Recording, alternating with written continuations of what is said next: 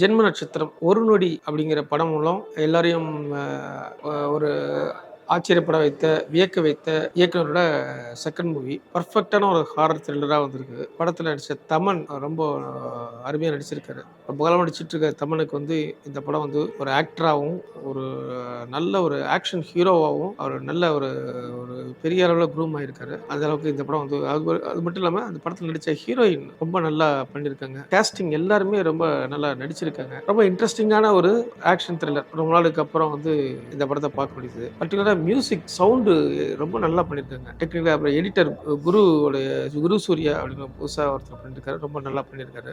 என்னன்னா இந்த மாரி படங்கள்ல ஒரு நல்ல கதை அமைப்பு பெரும்பாலும் அமையாது.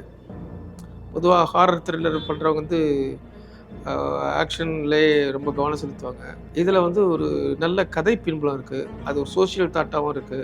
அந்த விதத்துல இந்த படம் ரொம்ப அதனால திரைக்கதை நல்லா விறுவிறுப்பாவும், கடைசி காட்சிகள் எதிர்பாராத தன்மையிலயும் இருக்கு. ஒட்டுமொத்தமா படம் ஒரு ஒரு பேக்கேஜான ஒரு ஒரு ஆக்ஷன் த்ரில்லர், ஹாரர் த்ரில்லர். கண்டிப்பா எல்லாரும் தியேட்டர்ல பாருங்க. இதில ஒர்க் பண்ண டீம் அனைவருக்கும் என்னுடைய வாழ்த்துக்கள். இந்த படம் ஒரு மிகப்பெரிய வெற்றிய கொடுக்கும். அடுத்து இதை விட ஒரு சிறந்த படத்துல உங்க எல்லாரையும் நான் எதிர்பார்க்கிறேன். நன்றி, வணக்கம்.